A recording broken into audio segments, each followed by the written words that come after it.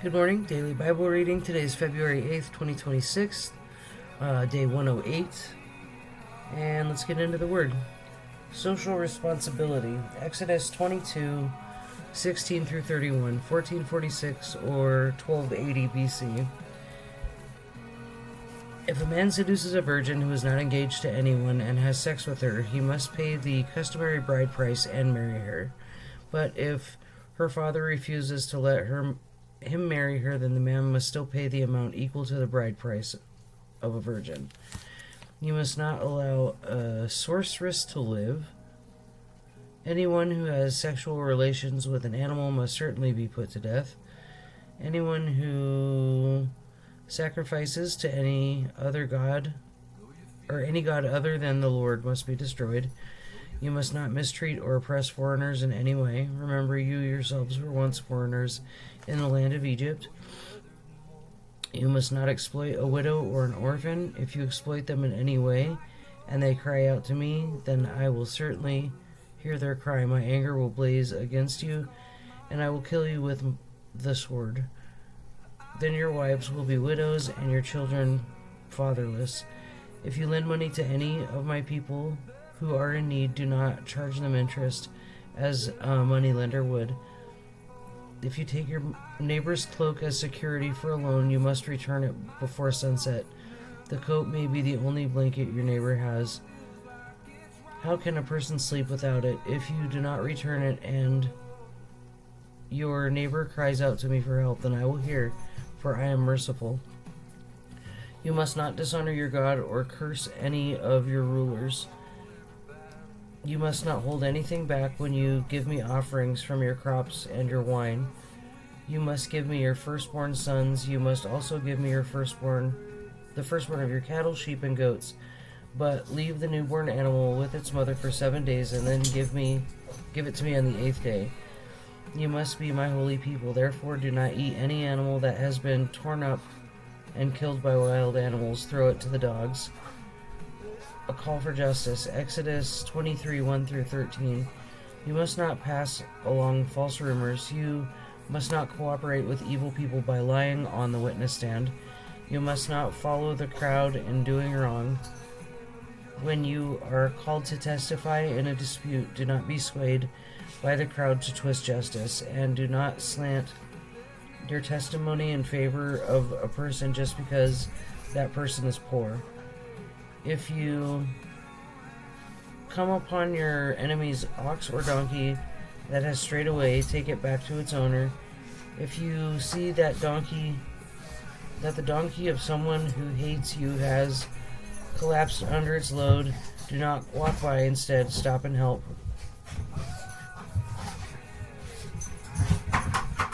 In a lawsuit, you must not deny justice to the poor.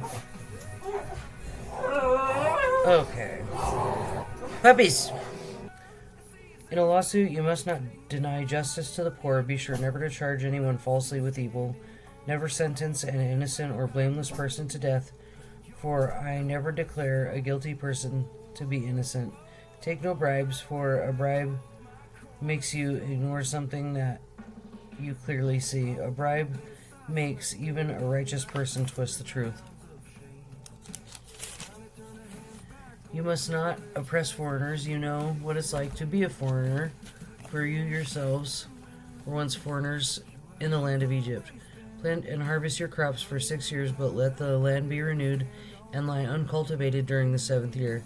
Let the poor among you harvest whatever grows on its own. Gleaning, right? Leave the rest for wild animals to eat. The same applies to your vineyards and olive groves.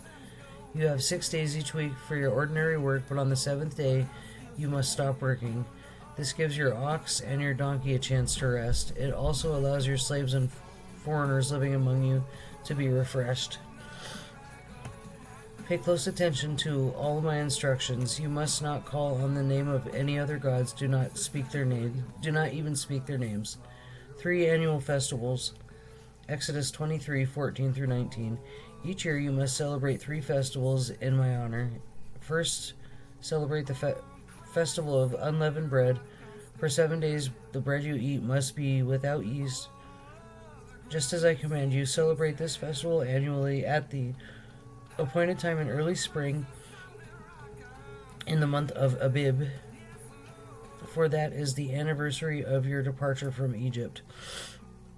No one may appear without me, without an offering. Second, celebrate the festival of harvest when you bring me the first crops from your harvest. Finally celebrate the festival of the final harvest at the end of the harvest season, when you have harvested all the crops from your fields.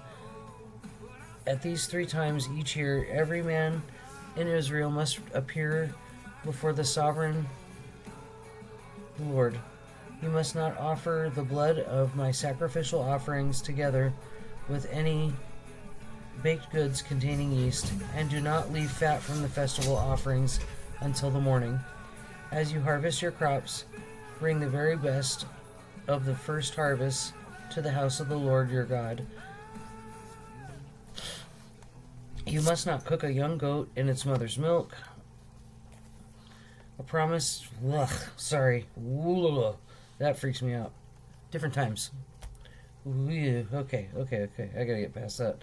Aha! A promise of the Lord's presence. Exodus 23:20-33.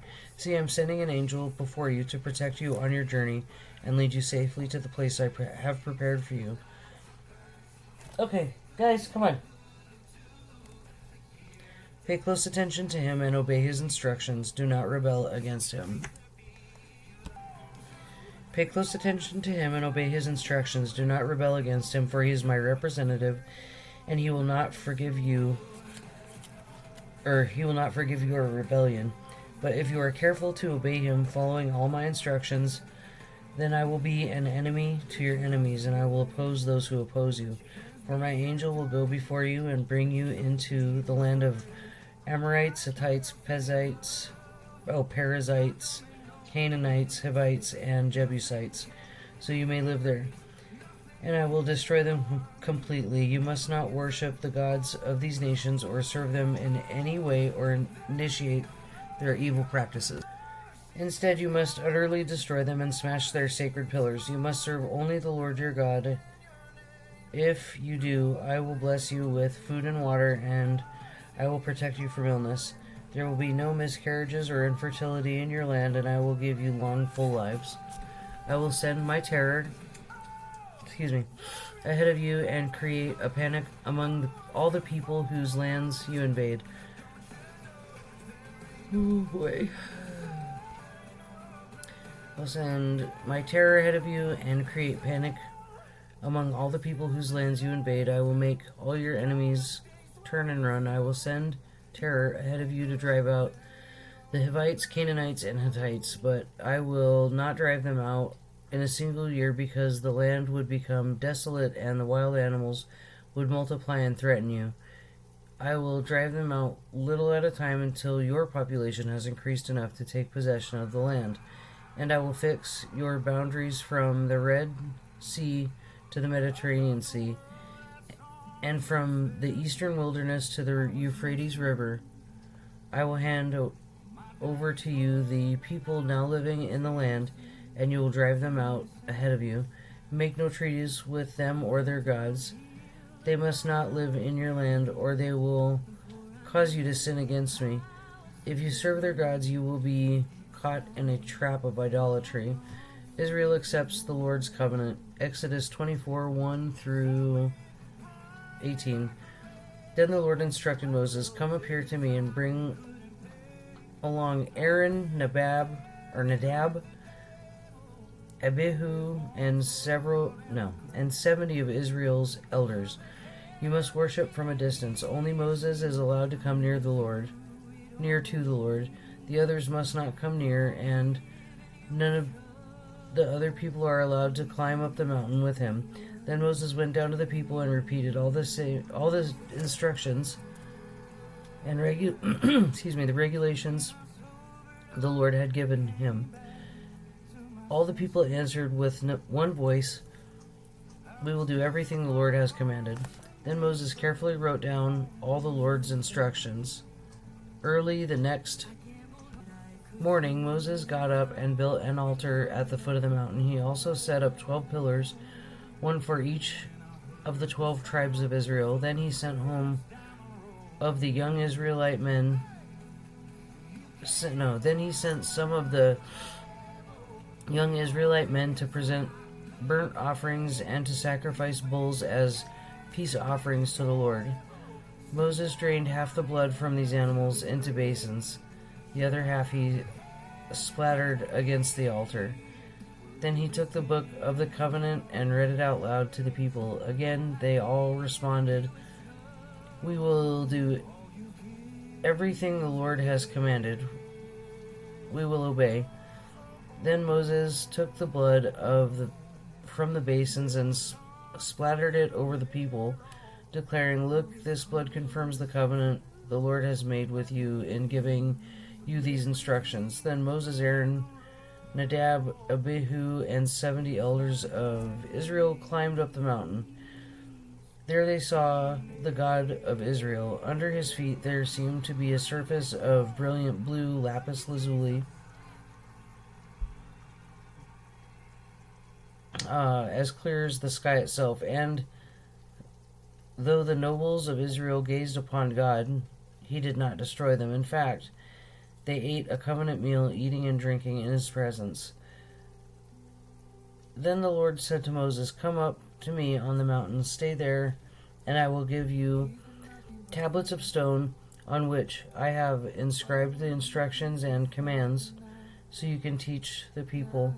So Moses and his assistant Joshua set out, and Moses climbed up the mountain of God.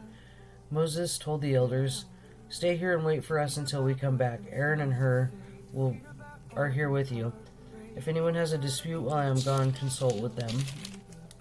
Then Moses climbed up the mountain, and the cloud covered it, and the glory of the Lord settled down on Mount Sinai, and the cloud covered it for 6 days. On the 7th day, the Lord called to Moses from inside the cloud. To the Israelites at the foot of the mountain, the glory of the Lord appeared at the summit like a consuming fire. Then Moses disappeared into the cloud as he climbed higher up the mountain. He remained on the mountain 40 days and 40 nights. Interesting. Alright. Thank you. That's all for today.